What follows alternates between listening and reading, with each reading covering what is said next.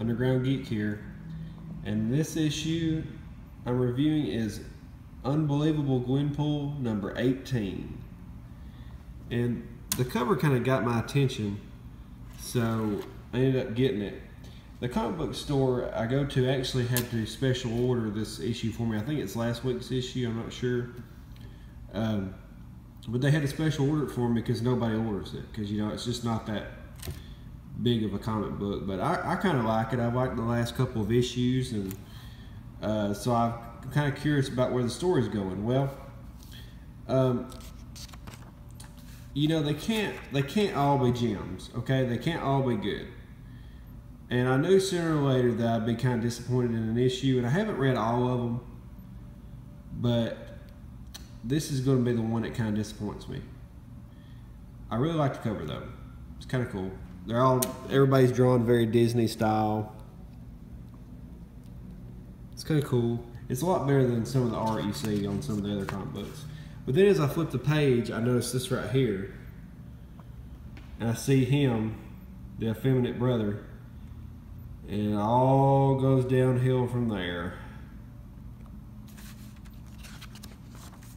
So, the brother has transported himself to the comic book world. I guess he's trying to find his sister. And I guess it transports you to the same spot initially. And there's her backpack stuck in the wall, so he thinks she's in there. And as he's trying to get her out, he thinks maybe she's died and she's stuck in the wall or something. And then all of a sudden, all these sentinels are flying over. You know, that seems to be one of the villains to show whenever you need a good generic villain, is just throw some sentinels in there, you know. Even though they just go after mutants and they don't really go after anybody else.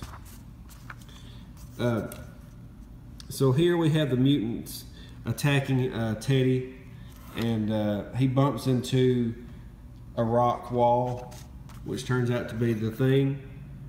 And they're slowly but surely throwing the Thing and a couple other people back in there every now and then from Fantastic Four. And I think what they're trying to do is they're trying to put out feelers to see what people think about this, to maybe bring back the series. I'm not sure.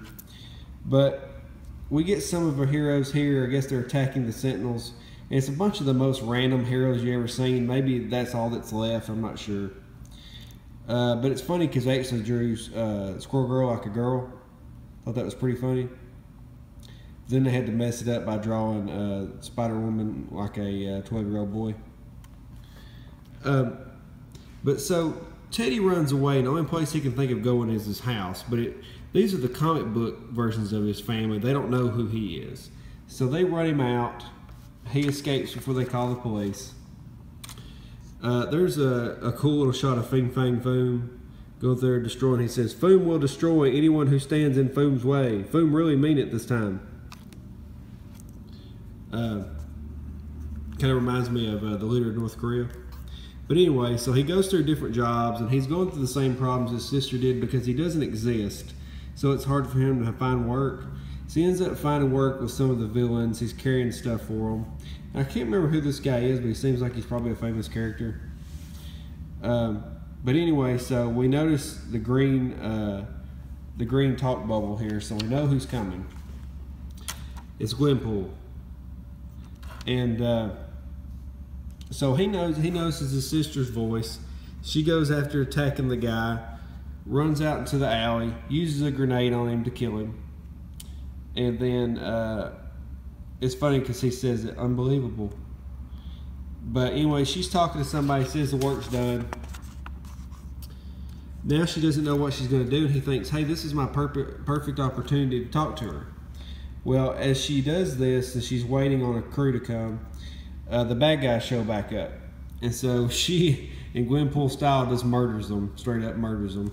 And her brother sees this, and it's kind of hard to believe. He doesn't know what to do now that his sister's a mass murderer. But then again, they're just comic people, they're not real.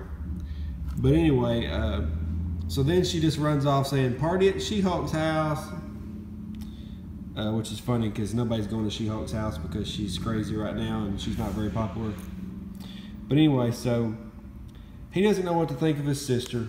And as he goes onto the roof to reflect, he meets this like time crew, basically, Miles Morales, but he's like a grown-up version. of Miles Morales. I mean, this is not like a 13-year-old. I think he may be the other Miles Morales.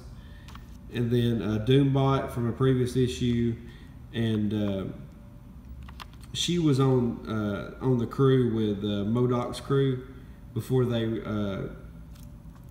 dissolved. But now she's got the Sorcerer's Spring jacket on, so she's a Sorcerer's Spring from the future. And they explain that they're all from the future and they're there to stop Gwen because she has turned into a psychopath that's destroying reality. But here's the problem though. It really threw me off when they're talking to Miles Morales and the way they drew his eyes. When he's squinting, you know, could they not have drawn the red to come down around the eyes too at the same time? That just looks really awkward. It looks like Deadpool right now. That's just me. That's just a small gripe. But I noticed it on the front too, so then it really threw me off. It's just a small gripe, but I would have done that a different way probably. So anyway, they're talking about how they really need his help because she has gone full-blown psychopath. And this is very architect style of the Matrix, Mirror the Matrix of the architect, where you can see all the different screens. This is kind of like that.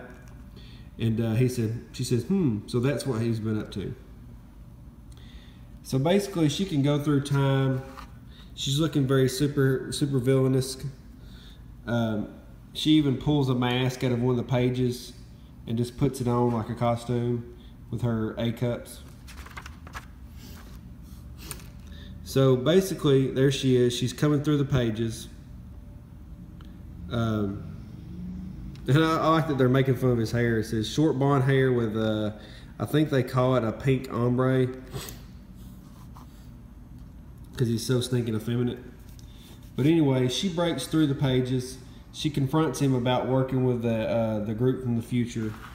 And he basically tells her, hey, he thought she was dead.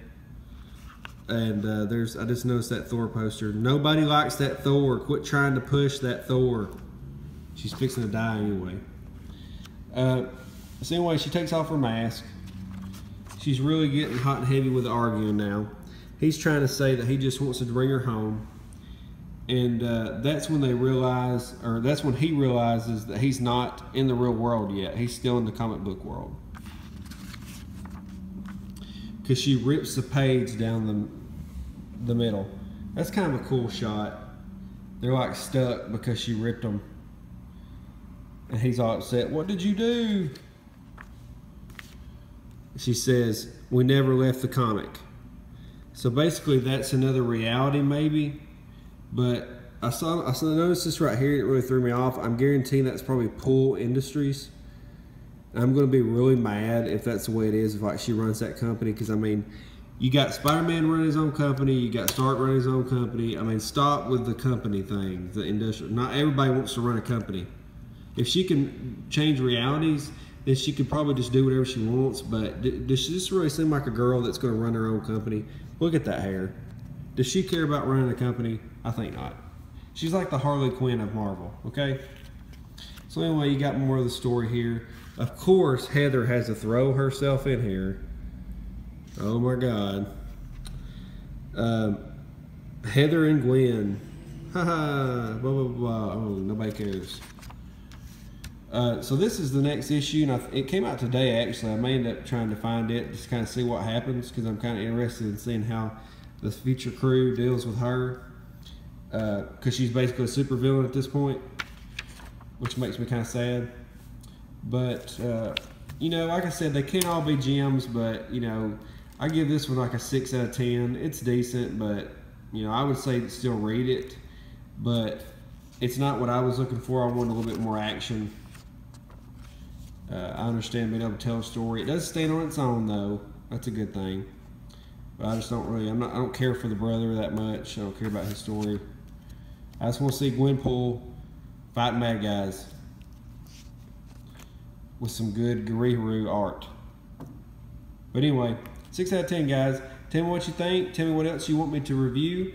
Tell me what you think about my new intro video. And have a great day, guys. Underground Geek out.